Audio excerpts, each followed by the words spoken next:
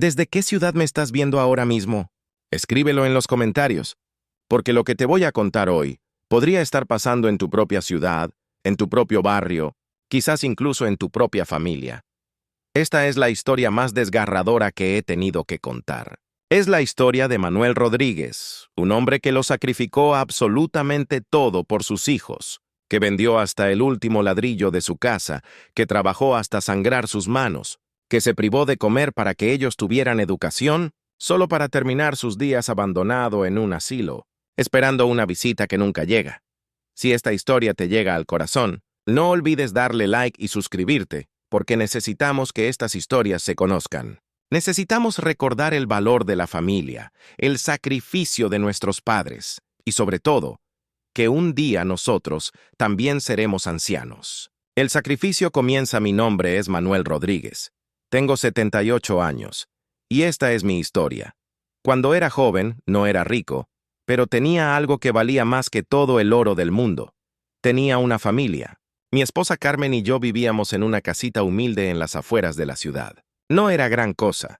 2 habitaciones, un patio pequeño, paredes que necesitaban pintura, pero era nuestra. Era el hogar donde criamos a nuestros 3 hijos, Roberto, María Elena y Santiago.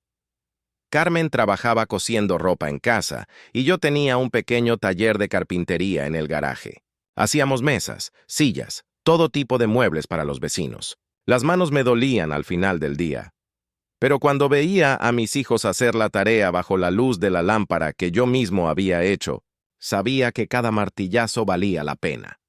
Roberto era el mayor, un niño brillante que desde pequeño hablaba de ser médico. María Elena tenía una voz hermosa y soñaba con ser cantante. Santiago, el pequeño, era un genio con los números y hablaba de estudiar ingeniería. Carmen y yo nos mirábamos por las noches, después de que se durmieran, y hacíamos cuentas en pedazos de papel. ¿Cómo íbamos a pagar la universidad de 3 hijos? Manuel, me decía Carmen, no importa lo que tengamos que hacer, nuestros hijos van a estudiar, van a tener las oportunidades que nosotros nunca tuvimos. Y tenía razón. Nosotros apenas habíamos terminado la primaria. Carmen porque tuvo que trabajar desde los 12 años para ayudar en su casa, y yo porque mi padre murió cuando tenía 14 y tuve que mantener a mi madre y mis hermanas. Pero nuestros hijos iban a ser diferentes. El primer golpe llegó cuando Roberto terminó el bachillerato. Las universidades públicas estaban llenas, y la privada que lo aceptó costaba una fortuna. Una fortuna que no teníamos. Papá, no te preocupes, me dijo Roberto esa noche. Puedo trabajar unos años, ahorrar dinero y después estudiar. ¡Ni se te ocurra!, le grité. Era la primera vez que le gritaba así. Tú vas a estudiar. Punto. Esa madrugada no pude dormir. Caminé por la casa, tocando las paredes que yo mismo había pintado, mirando los muebles que había hecho con estas manos, y tomé la decisión más difícil de mi vida hasta ese momento. Al día siguiente fui al banco. Hipotequé la casa. Carmen lloró cuando se lo dije. No porque estuviera enojada, sino porque sabía lo que esa casa significaba para mí. Mi padre había soñado toda su vida con tener una casa propia y murió sin conseguirlo. Yo había jurado que mis hijos crecerían en su casa, no en una casa alquilada. Pero viendo a Roberto con su carta de aceptación en las manos, con esa sonrisa que iluminaba toda la habitación, supe que había tomado la decisión correcta. Cuando el amor se convierte en deuda, Roberto empezó la universidad, y yo empecé a trabajar como nunca antes en mi vida. El taller de carpintería ya no era suficiente. Acepté trabajos de albañilería, de plomería, de electricidad, cualquier cosa que me pagara. Llegaba a casa con las manos destrozadas, la espalda partida, pero cuando Roberto me contaba sobre sus clases, sobre los experimentos que hacía en el laboratorio, se me olvidaba todo el dolor. Carmen también aumentó su trabajo. Ahora cosía hasta altas horas de la madrugada y los fines de semana vendía comida en el parque. Sus dedos estaban siempre vendados por los pinchazos de la aguja, pero nunca se quejó. 2 años después, llegó el turno de María Elena. También quería estudiar, también tenía derecho a sus sueños. La universidad de música era aún más cara que la de medicina. Papá, yo puedo esperar, me dijo María Elena. Puedo trabajar y estudiar en las noches. Pero yo veía cómo miraba el piano viejo que habíamos comprado de segunda mano, cómo sus ojos brillaban cuando cantaba. No podía dejar que mi niña renunciara a sus sueños. Vendí el taller. Sí, vendí el lugar donde había trabajado durante 15 años, donde había construido mi reputación, donde tenía todos mis clientes. Lo vendí para pagar el primer año de universidad de María Elena. Manuel, ¿qué vamos a hacer ahora?, me preguntó Carmen esa noche. Vamos a conseguir trabajo donde sea, le respondí. Nuestros hijos van a estudiar. Y así fue. Conseguí trabajo en una fábrica. Turnos de 12 horas, trabajo pesado, un sueldo menor del que ganaba con mi taller. Pero era dinero seguro, y eso era lo que necesitábamos.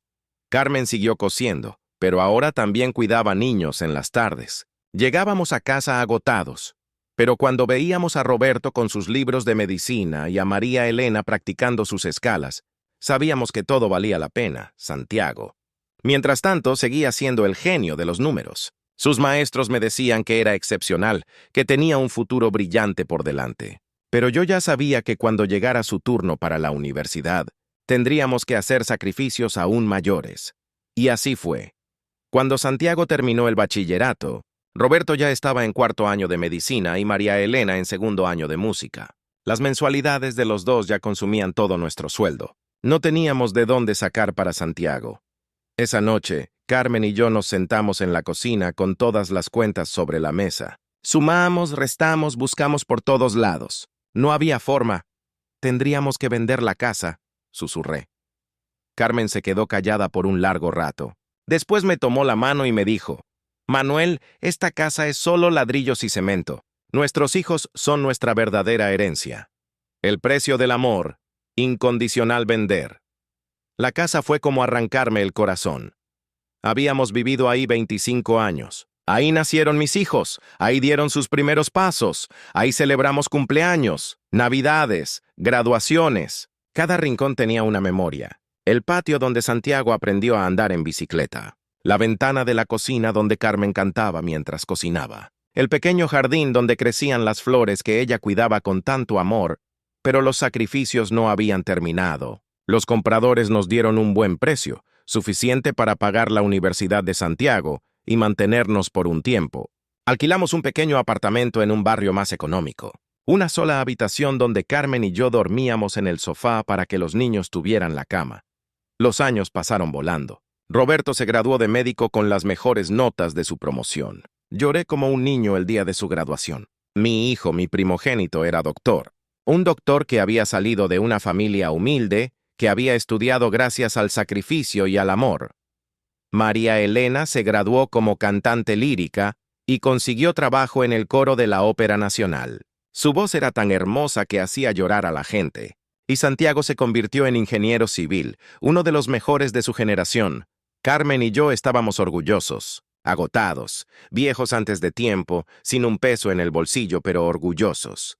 Habíamos cumplido nuestra misión. Nuestros 3 hijos eran profesionales. Ahora van a cuidar de nosotros, me decía Carmen. Ahora es su turno de devolvernos un poquito de todo lo que hicimos por ellos. Pero la vida tenía otros planes.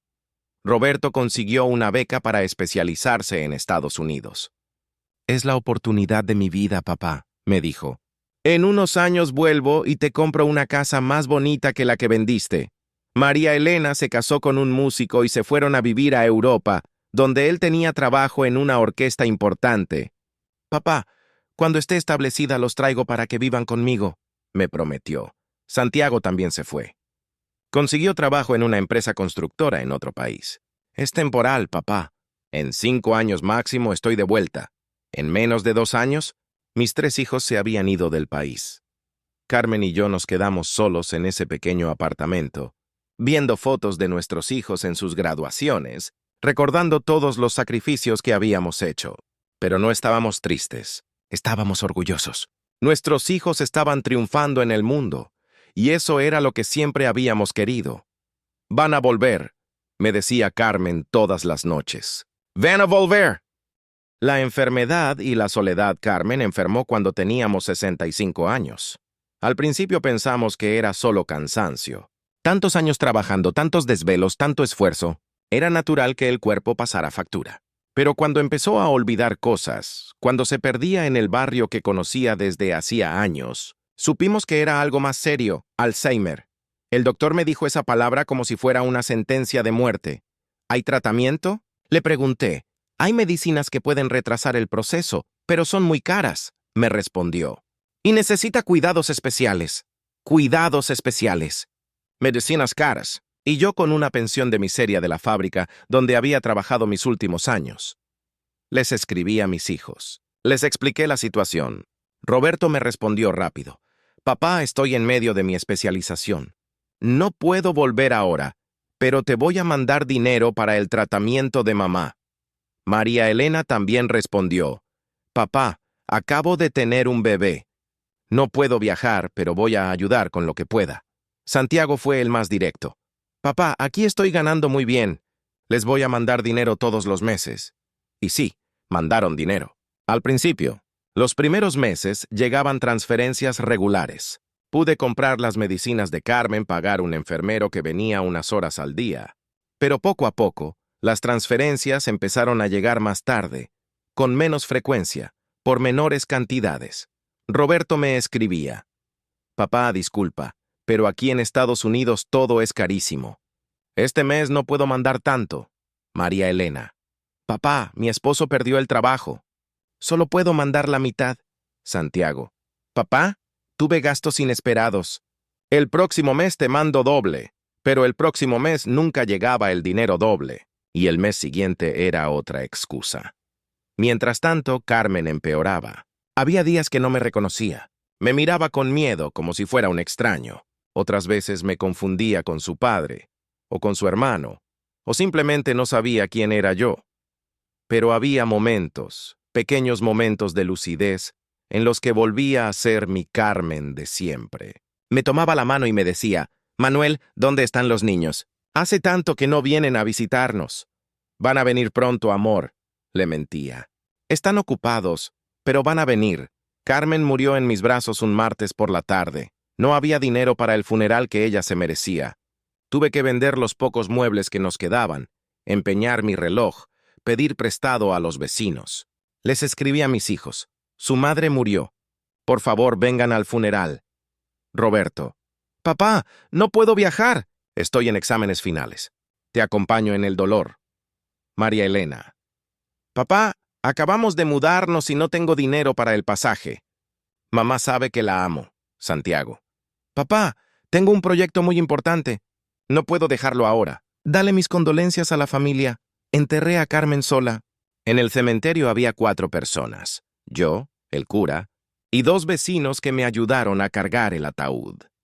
La mujer que había sacrificado su juventud, su salud, sus sueños por nuestros hijos, fue enterrada sin que ninguno de ellos estuviera ahí para despedirla. La caída libre después de la muerte de Carmen. Me derrumbé. No era solo el dolor de perder a la mujer de mi vida. Era la rabia, la decepción, la sensación de que todo había sido inútil. Habíamos sacrificado absolutamente todo por nuestros hijos, y cuando necesité su apoyo, su presencia, su amor, no estaban. Dejé de comer bien, dejé de cuidarme. ¿Para qué? Ya no tenía nada por lo que vivir. Los vecinos se preocupaban por mí. La señora Rosa, que vivía al lado, me llevaba comida. El señor García me invitaba a jugar dominó para que no estuviera solo. Pero yo ya no era el mismo Manuel de antes. Era un fantasma de mí mismo.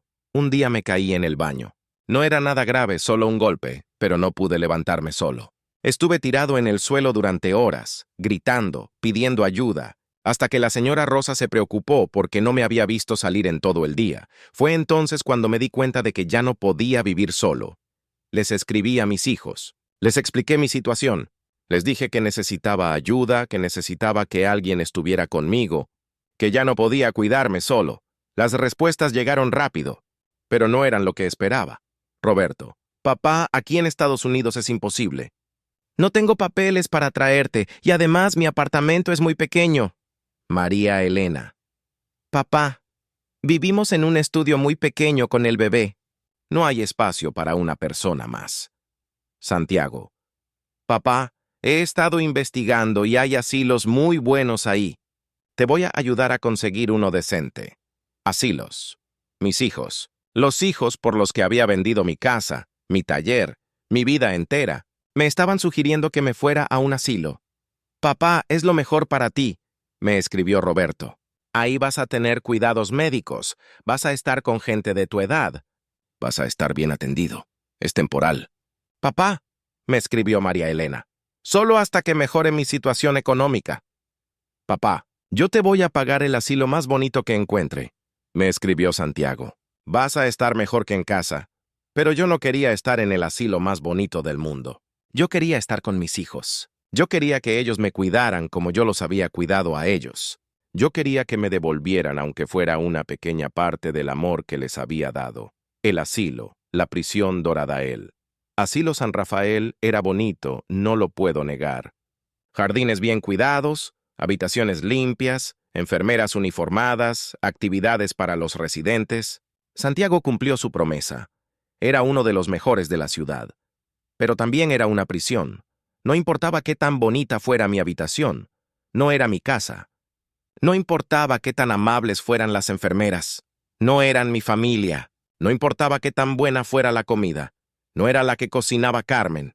Los primeros días fueron los peores. Me despertaba buscando a Carmen en la cama. Buscaba mis herramientas para ir al taller. Buscaba las fotos de mis hijos. Todo lo que había sido mi vida durante 70 años había desaparecido. Es normal, don Manuel, me decía la psicóloga del asilo. Es un proceso de adaptación. Va a ver que pronto se va a sentir como en casa, pero ese era el problema. Nunca me sentí como en casa. En el asilo había otros hombres y mujeres como yo. Gente que había tenido familias, trabajos, historias. Gente que ahora pasaba los días mirando por la ventana, esperando visitas que nunca llegaban. Estaba don Ernesto, que había sido maestro toda su vida. Su hijo era abogado y vivía en la misma ciudad, pero solo lo visitaba en Navidad. Estaba doña Luz, que había criado 5 hijos sola después de que su esposo muriera. Ahora ninguno de esos 5 hijos tenía tiempo para visitarla. Estaba don Fernando, que había sido militar y había servido a su país durante 30 años. Sus hijas decían que el asilo era lo mejor para él, porque ahí estaba bien cuidado. Todos teníamos la misma historia. Todos habíamos sacrificado nuestras vidas por nuestros hijos. Todos habíamos terminado abandonados en el mismo lugar. Nuestros hijos nos quieren, nos decíamos entre nosotros. Solo están ocupados. Ya van a venir a vernos. Pero en el fondo sabíamos la verdad. Estábamos sobrando en sus vidas. Las promesas rotas. Durante los primeros meses en el asilo, mis hijos me llamaban seguido. Roberto me llamaba los domingos. Hola, papá, ¿cómo estás? ¿Te están cuidando bien? ¿Necesitas algo? María Elena me llamaba entre semana. Papá, ¿cómo amaneciste? El bebé ya está caminando. Ojalá lo pudieras ver. Santiago me mandaba mensajes por WhatsApp. Papá, ¿todo bien? Aquí trabajando mucho, pero siempre pensando en ti. Al principio me emocionaba tanto cuando sonaba el teléfono. Corría a contestar con la esperanza de que fuera uno de ellos diciéndome, papá, ya arreglé todo, ven a vivir conmigo. Pero esas llamadas nunca llegaron. En cambio, poco a poco, las llamadas empezaron a espaciarse. Los domingos de Roberto se volvieron cada 15 días, después una vez al mes. María Elena dejó de llamar entre semana. Después solo me llamaba en mi cumpleaños. Santiago siguió mandando mensajes, pero cada vez más cortos, más fríos. ¿Todo bien, papá? Saludos. Hola, papá. Ocupado. Hablamos pronto. Papá, ¿todo ok? Trabajo mucho. Cuídate. Las enfermeras del asilo se daban cuenta. Veían cómo yo esperaba junto al teléfono los domingos. Veían cómo revisaba el celular cada 5 minutos, esperando un mensaje. Veían cómo mi cara se iluminaba cuando sonaba el teléfono y cómo se apagaba cuando era una llamada equivocada. Don Manuel, me decía la enfermera Patricia, ¿por qué no llama usted a sus hijos? Y sí, a veces los llamaba yo. Pero Roberto nunca contestaba. Papá, estoy en el hospital. Te llamo después. María Elena tampoco. Papá, estoy ocupada con el niño. Después hablamos. Santiago a veces contestaba, pero siempre tenía prisa. Papá, estoy en una reunión. ¿Todo bien? Ok. Cuídate. Empecé a entender que yo ya no era una prioridad en sus vidas. Era una obligación, un peso. Algo de lo que tenían que ocuparse de vez en cuando para no sentirse culpables, pero que preferían tener lejos. Los cumpleaños, olvidados mí. Cumpleaños número 75 fue el peor día de mi vida desde la muerte de Carmen.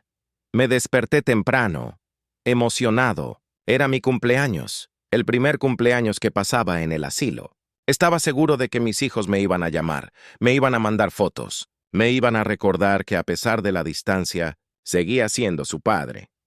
Esperé toda la mañana. Nada. Esperé toda la tarde. Nada. A las 6 de la tarde, la enfermera Patricia se acercó con un pequeño pastel y me cantó el cumpleaños. Algunos de los otros residentes se unieron. Fue bonito, pero no era lo que mi corazón necesitaba. A las 8 de la noche sonó mi teléfono. Era Roberto. ¡Papá! ¡Feliz cumpleaños!, me dijo con una voz forzadamente alegre. Disculpa que te llame tarde, pero estuve operando todo el día. Le dije que no se preocupara, que lo importante era que se había acordado. Hablamos 5 minutos. 5 minutos para celebrar 75 años de vida. María Elena me escribió un mensaje a las 11 de la noche. Papá, feliz cumpleaños. Lo siento, se me pasó el día volando. Te amo. Santiago nunca llamó. Al día siguiente me escribió, papá, disculpa, se me olvidó tu cumpleaños. Feliz cumpleaños atrasado, se le olvidó. A mi hijo Santiago, el hijo menor por el que vendí mi casa, se le olvidó mi cumpleaños. Esa noche lloré como no había llorado desde la muerte de Carmen. No lloré por el cumpleaños olvidado, lloré por la vida que se me estaba yendo, por los sacrificios que habían sido en vano, por el amor que había dado sin recibir nada a cambio. Al día siguiente, decidí dejar de esperar, decidí dejar de llamar, decidí dejar de revisar el teléfono cada 5 minutos. Si mis hijos querían hablar conmigo, tenían mi número. El silencio duele más que las palabras. Pasaron 3 meses sin que yo llamara a mis hijos. 3 meses esperando que ellos tomaran la iniciativa, que se preocuparan por mi silencio, que se preguntaran por qué papá ya no los llamaba todos los domingos. Roberto me llamó una vez. Papá, ¿todo bien? Hace tiempo que no hablamos. Todo bien, hijo, le respondí, solo esperando. ¿Esperando qué? Esperando que mis hijos se acuerden de que tienen un padre. Hubo un silencio largo en la llamada. Papá, no digas eso. Sabes que te queremos. Solo que estamos muy ocupados. Lo sé, hijo. Lo sé. No volvió a llamar en 2 meses. María Elena me escribió. Papá, ¿por qué no llamas? Estoy preocupada, le respondí. Hija, llamé tanto tiempo que se me cansaron los dedos. Ahora es tu turno. No respondió el mensaje. Santiago siguió mandando sus mensajes cortos de vez en cuando. Papá, ¿todo bien?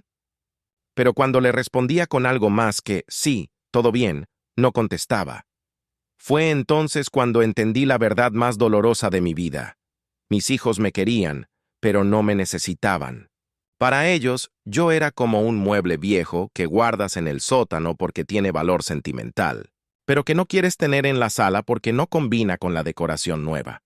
Los otros residentes del asilo veían mi tristeza. Don Manuel, me decía doña Esperanza. Una señora que había criado 8 hijos. Los hijos son como los pájaros. Uno les enseña a volar y cuando aprenden se van. Es la naturaleza. Pero los pájaros regresan al nido, le respondía yo. Algunos sí, me decía ella con tristeza en los ojos. Algunos sí. Las navidades más tristes. La primera Navidad en el asilo fue devastadora. En el asilo hicieron todo lo posible por crear un ambiente festivo. Pusieron un árbol de Navidad en el salón principal, decoraron los pasillos, prepararon una cena especial, incluso trajeron un coro de niños para cantarnos villancicos. Pero nada de eso podía llenar el vacío que sentía en el pecho. Veía a las familias que venían a visitar a otros residentes, hijos que llegaban con nietos, con regalos, con abrazos, familias que se sentaban en el jardín a conversar, que tomaban fotos, que celebraban juntos. Yo me sentaba en mi habitación, mirando por la ventana, esperando un milagro que sabía que no iba a llegar. El 24 de diciembre, a las 3 de la tarde, sonó mi teléfono. Era una videollamada de Roberto. ¡Papá! ¡Feliz Navidad! Detrás de él podía ver a su esposa, a sus 2 hijos pequeños que yo no conocía en persona, un árbol de Navidad hermoso, una casa bonita y ordenada. ¡Feliz Navidad! ¡Hijo!, le dije tratando de sonreír. Papá, los niños te quieren saludar, me dijo, y puso a mis nietos frente a la cámara. Hola, abuelo. dijeron con vocecitas tímidas. Mis nietos, los hijos de mi hijo, niños que llevaban mi apellido, que tenían mi sangre, pero que no me conocían. Para ellos yo era solo una cara en una pantalla, un abuelo lejano que vivía en otro país. La llamada duró 10 minutos. Roberto me dijo que tenían que ir a cenar donde los suegros. Me prometió que me llamaría pronto. La pantalla se puso negra. María Elena me escribió un mensaje con fotos de su familia celebrando. Su hijo, mi nieto, ya caminaba, ya hablaba, ya tenía personalidad. Pero yo solo lo conocía por fotos en WhatsApp. Santiago me mandó una tarjeta digital. Feliz Navidad, papá. Que el próximo año esté lleno de bendiciones. Bendiciones. ¿Qué bendiciones podía esperar un hombre de 76 años, solo en un asilo, con una familia que existía solo en fotos y videollamadas de 10 minutos? Esa noche, mientras los otros residentes celebraban con sus familias en el salón, yo me quedé en mi habitación, mirando las fotos de cuando mis hijos eran pequeños, cuando me necesitaban, cuando yo era el héroe de sus historias. La enfermedad llega sin avisar a los 77 años. Mi cuerpo empezó a fallar. Primero fue el corazón, dolores en el pecho que me despertaban en las madrugadas, falta de aire al caminar, cansancio constante. Después fueron los riñones, después la presión alta, después la diabetes. Mi cuerpo, que había trabajado tanto, que había cargado tanto peso, que había resistido tanto esfuerzo, finalmente se estaba rindiendo. Las enfermeras del asilo me cuidaban bien. Me daban mis medicinas, me llevaban al doctor, me hacían compañía, pero no eran mi familia. Cuando me hospitalizaron por primera vez, les escribí a mis hijos. Hijos, estoy en el hospital. Los doctores dicen que es serio. Necesito que vengan. Roberto respondió rápido. Papá, ¿qué tienes? Aquí es imposible que viaje, pero estoy hablando con los doctores por teléfono. María Elena. Papá, estoy desesperada. Quiero ir, pero no tengo dinero para el pasaje. Estoy orando por ti. Santiago. Papá, dime qué hospital y qué doctores. Voy a llamar para que te den la mejor atención. Nadie vino. Estuve una semana en el hospital, solo. Las enfermeras me preguntaban por mi familia y yo les decía que vivían lejos, que no podían viajar. Pero por dentro me moría de vergüenza. Me moría de tristeza. Me moría de abandono. La señora que limpiaba los cuartos, una mujer humilde llamada Rosa, se quedaba a conversar conmigo. Don Manuel, ¿sus hijos saben que está aquí? Sí, Rosa, ellos saben. ¿Y no van a venir? Me quedé callado. ¿Cómo le explicas a una extraña que tus hijos, por los que sacrificaste todo, no tienen tiempo para verte cuando estás muriendo? Don Manuel, me dijo Rosa un día, yo tengo 3 hijos. Ninguno es profesional, ninguno estudió en universidad. Uno es mecánico, otro trabaja en construcción, la otra cuida niños. Pero ¿sabe qué? Cuando me enfermé el año pasado, los 3 dejaron todo para cuidarme. Durmieron en turnos en el hospital hasta que me dieron de alta. Sus palabras fueron como puñales en mi corazón.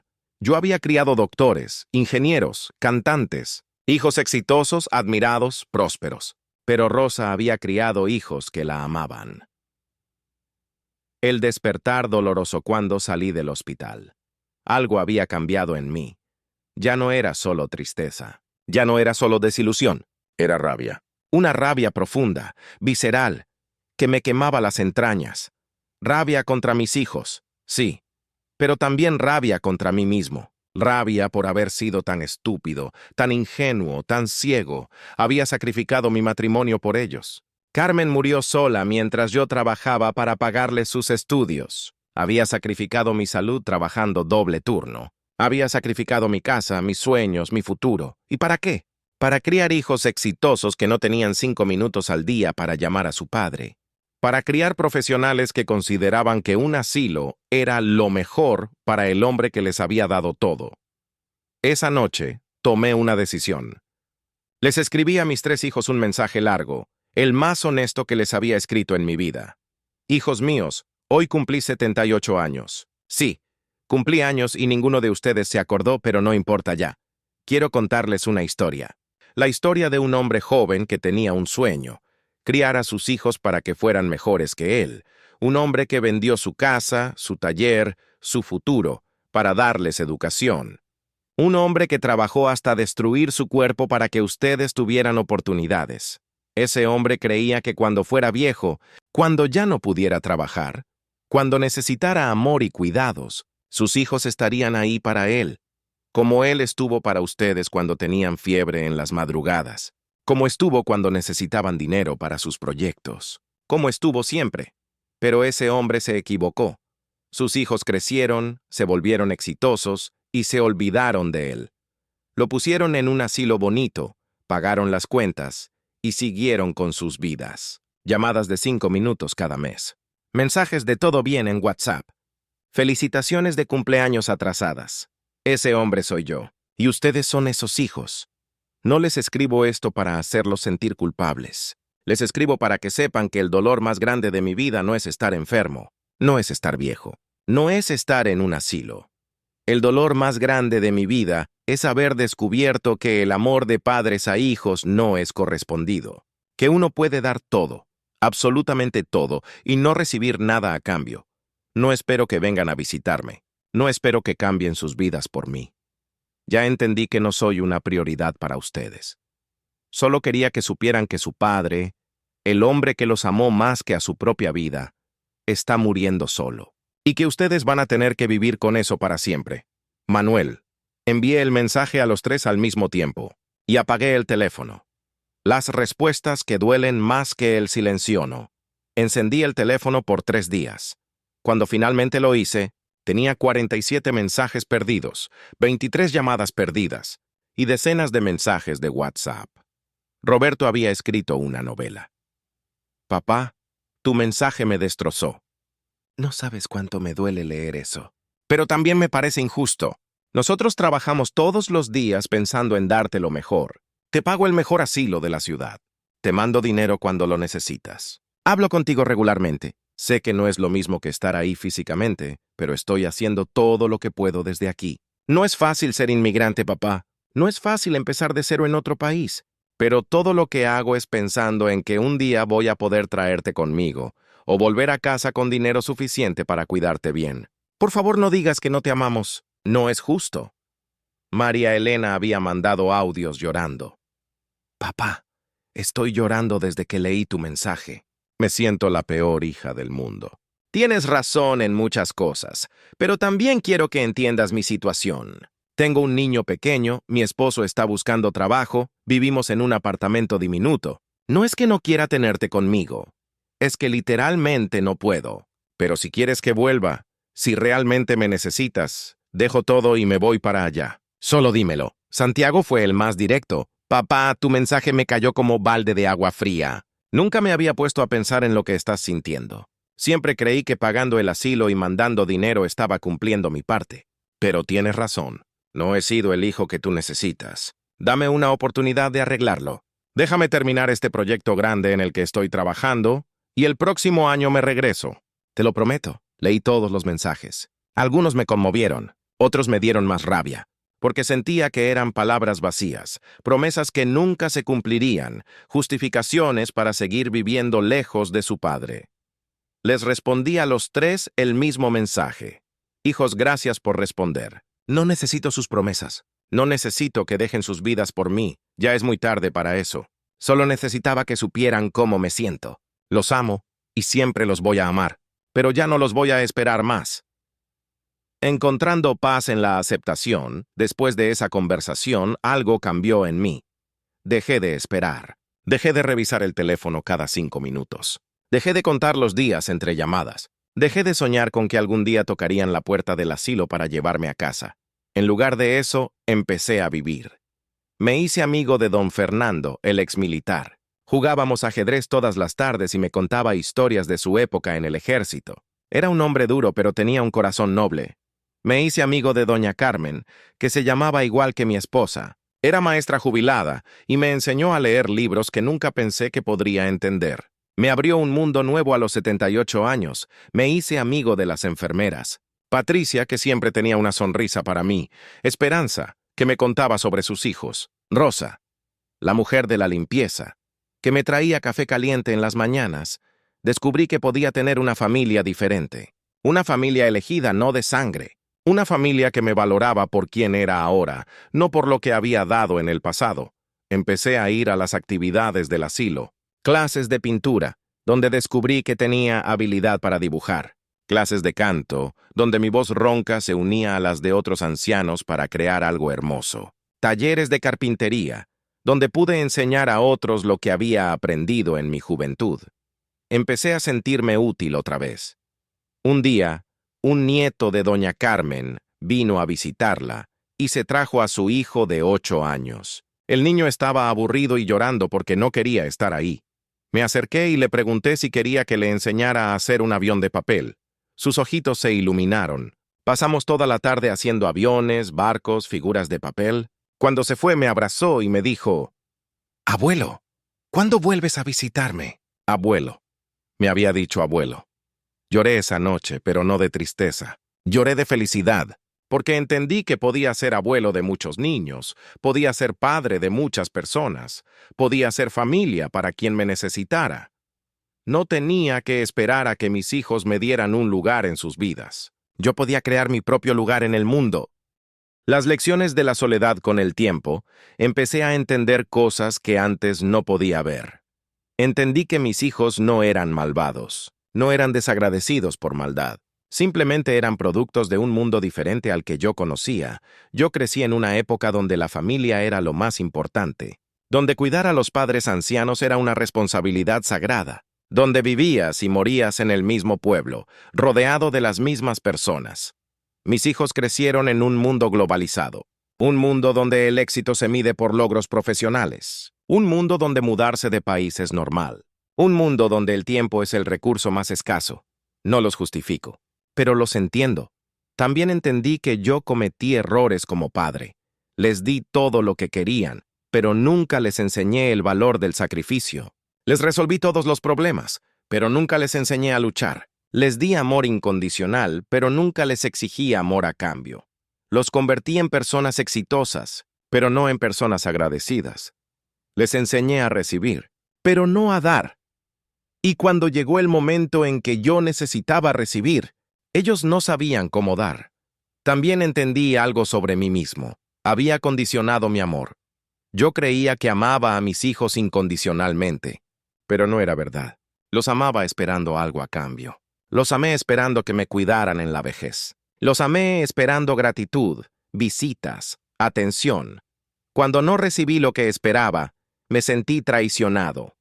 El amor verdadero, el amor incondicional, no espera nada a cambio. Se da por el simple placer de dar. Tardé 78 años en entender eso. Cartas que nunca envié, empecé a escribir cartas que nunca envié. Cartas a Carmen, contándole sobre mi vida en el asilo, pidiéndole perdón por las veces que no la valoré lo suficiente. Cartas a mis hijos, no para reclamarles, sino para contarles historias de cuando eran pequeños, para decirles lo orgulloso que estaba de ellos, para pedirles que fueran felices. Cartas a mi padre, que murió cuando yo era joven, agradeciéndole por el ejemplo que me dio, disculpándome por no haber sido el hijo que él merecía. Cartas a mí mismo, a ese joven carpintero que soñaba con darles todo a sus hijos, explicándole que había hecho lo correcto, que el amor que dio no fue en vano, que los sacrificios tenían valor independientemente del resultado. Escribir esas cartas me sanó de una manera que no esperaba. Me ayudó a perdonar a mis hijos por ser humanos, a perdonarme a mí mismo por mis errores, a perdonar a la vida por no ser lo que había esperado. Una de esas cartas la escribí para otros padres que pudieran estar pasando por lo mismo que yo. Querido padre que estás leyendo esto, si estás solo, si sientes que tus hijos se olvidaron de ti, si crees que todo lo que sacrificaste fue inútil, déjame decirte algo, no fue inútil. El amor que diste sigue vivo en el mundo. Está en cada gesto amable que tus hijos hacen con sus propios hijos. Está en cada vez que ayudan a alguien. Está en cada momento en que son personas decentes. En un mundo difícil, tú los hiciste así. Que no te lo demuestren como tú esperabas no significa que no lo lleven adentro, que no te cuiden. Como tú los cuidaste no significa que no te amen. Los hijos no son inversiones, son regalos que le damos al mundo. Y una vez que los damos, ya no nos pertenecen. Tu trabajo como padre ya terminó. Lo hiciste bien. Ahora tu trabajo es ser feliz con lo que tienes, no triste por lo que esperabas. Con cariño, Manuel, el milagro inesperado a los 79 años. Cuando ya había hecho las paces con mi soledad, cuando ya había aceptado que moriría en el asilo, cuando ya había dejado de esperar, pasó algo que no esperaba. Era un martes normal. Estaba en el taller de carpintería enseñando a don Ernesto a hacer una caja de madera, cuando la enfermera Patricia apareció en la puerta. Don Manuel, tiene una visita. Mi corazón se aceleró. Hacía más de un año que no tenía visitas. ¿Quién es?, le pregunté. Dice que es su nieta. ¿Mi nieta? Pero mis nietos vivían en otros países. Ninguno hablaba español. Ninguno me conocía. Llegué al salón de visitas confundido, y ahí estaba, una joven de unos 25 años, con los ojos de María Elena y la sonrisa de Carmen. Se paró cuando me vio entrar y se me acercó con lágrimas en los ojos. ¿Abuelo Manuel? Sí, le respondí sin entender qué estaba pasando. Soy Sofía, la hija de María Elena. Sofía, mi nieta.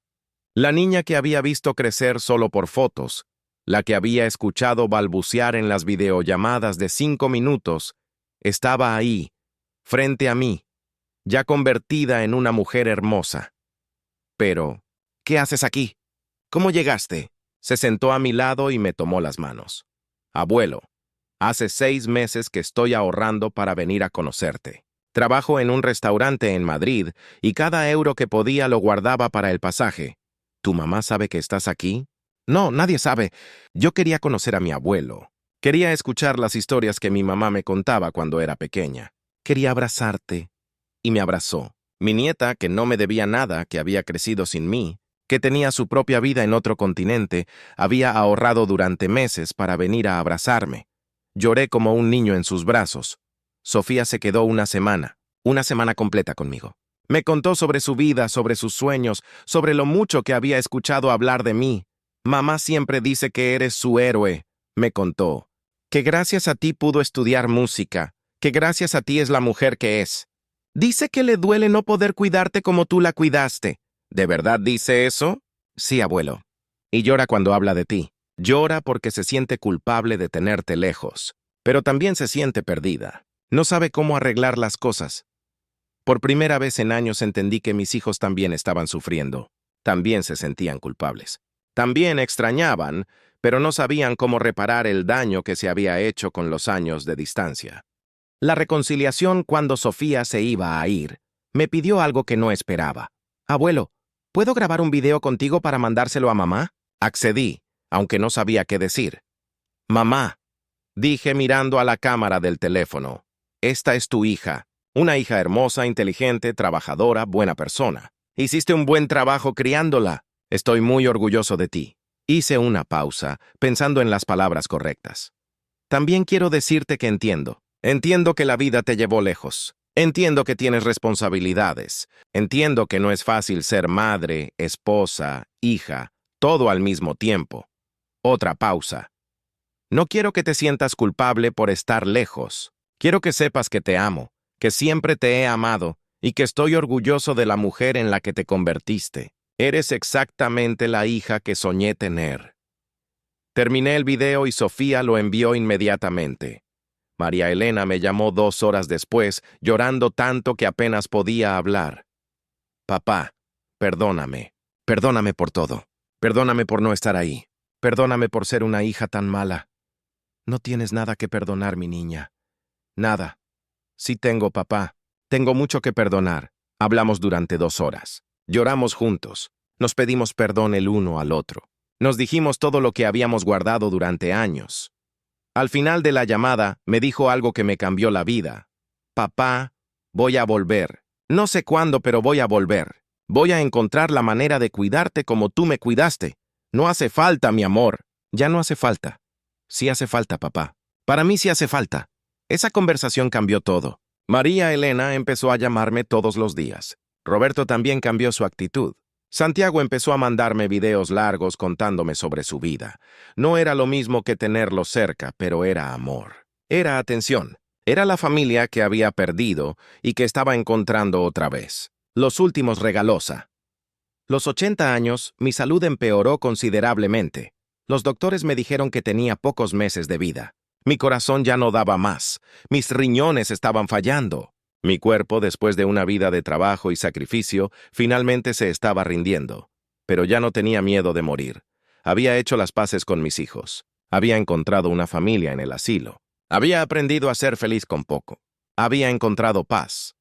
Cuando les conté a mis hijos sobre mi diagnóstico, las 3 respuestas fueron inmediatas. Papá, estoy tomando el primer vuelo. Voy para allá. Roberto, papá, ya compré el pasaje. Llego el viernes. María Elena, papá, renuncié al trabajo. Voy a cuidarte hasta el final. Santiago, por primera vez en más de 10 años, mis 3 hijos iban a estar conmigo. María Elena llegó primero. Cuando la vi entrar por la puerta del asilo, no podía creer lo que veían mis ojos. Mi niña, ya convertida en una mujer madura, madre de 2 hijos, pero para mí seguía siendo la pequeña que cantaba en el patio. Se me tiró encima llorando. Papá, perdóname, perdóname por todo. No hay nada que perdonar, mi amor. Estás aquí. Es lo único que importa. Roberto llegó al día siguiente. Mi hijo, el doctor, el niño brillante que había sido mi orgullo desde pequeño, estaba ahí, tomándome la mano, revisando mis medicinas, hablando con los doctores. Papá, voy a conseguir los mejores especialistas. Vamos a luchar contra esto. No, hijo, ya no hay nada que luchar. Ya viví lo que tenía que vivir. Santiago llegó el fin de semana. Mi hijo menor, el que había vendido su casa para que estudiara, estaba ahí, con lágrimas en los ojos, pidiéndome perdón por años de ausencia. Papá, me voy a quedar. Me voy a quedar hasta el final. No hace falta, hijo. Sí hace falta. Para mí sí hace falta. El círculo. Se cierra. Mis últimas semanas fueron las más felices de mis últimos años. Mis 3 hijos se turnaron para estar conmigo. Roberto se quedó 2 semanas, arreglando todos mis asuntos médicos, asegurándose de que no tuviera dolor. María Elena se quedó 1 mes, cantándome todas las noches las canciones que le había enseñado cuando era pequeña. Santiago se quedó hasta el final, durmiendo en una silla junto a mi cama, cuidándome como yo lo había cuidado cuando era pequeño. También conocí a mis nietos. Roberto trajo a sus 2 hijos desde Estados Unidos. María Elena trajo al suyo desde España. Por primera vez pude abrazar a mis nietos, jugar con ellos, contarles historias, ser el abuelo que siempre había soñado ser. Ellos me llamaban abuelo Manuel, y sus voces infantiles llenaban los pasillos del asilo de alegría. Los otros residentes se emocionaban viendo a mi familia reunida. Después de tantos años de verme solo, ahora me veían rodeado de amor. Una noche, cuando ya casi no podía hablar, reuní a mis 3 hijos alrededor de mi cama. Hijos, les dije con la poca voz que me quedaba. Quiero que sepan algo importante. Se acercaron para escucharme. No se sientan culpables por nada. Ustedes son exactamente los hijos que soñé tener. Exitosos, buenos, trabajadores. El hecho de que hayan venido ahora, el hecho de que hayan dejado todo para estar conmigo, me demuestra que todo lo que su mamá y yo hicimos valió la pena. Roberto lloraba. María Elena lloraba. Santiago lloraba. Yo los amo, y sé que ustedes me aman. Eso es lo único que importa. Te amamos, papá, me dijeron al unísono, y yo a ustedes, siempre, para siempre. Esa noche tuve un sueño hermoso. Soñé que estaba en mi antigua casa, la que había vendido para pagar sus estudios. Carmen estaba ahí, joven y hermosa como cuando nos casamos. Mis hijos eran pequeños otra vez, corriendo por el patio, riendo, pidiendo que les enseñara a hacer algo con mis manos de carpintero. ¿Estás feliz?, me preguntó Carmen en el sueño. Sí, le respondí. Estoy feliz. Al final, todo salió bien. La lección final morí, un martes por la mañana, con mis 3 hijos tomándome las manos. Según me contaron después, mis últimas palabras fueron: gracias por venir, gracias por amarme.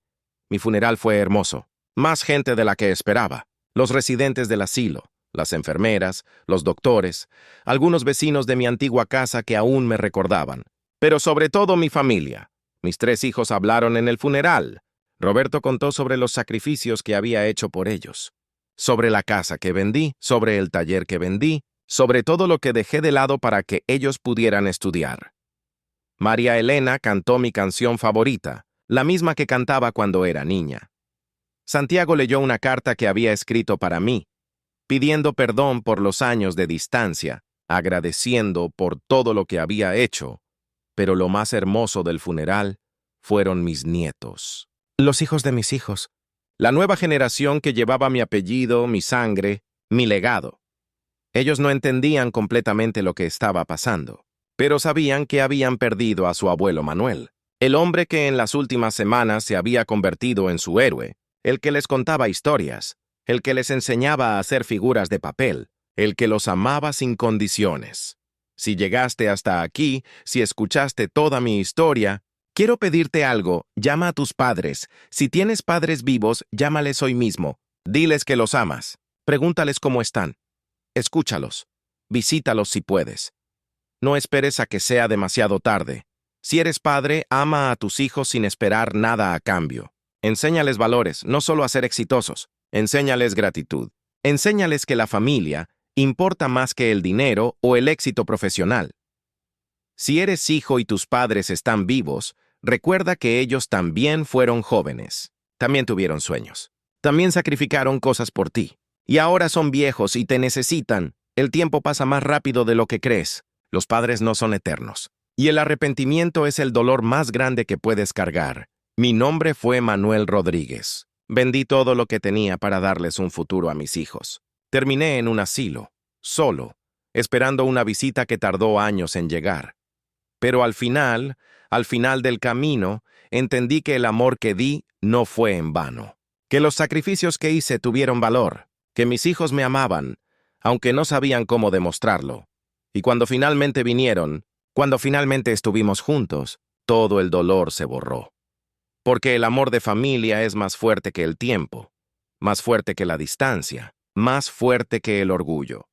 Solo hace falta que alguien tenga el valor de dar el primer paso.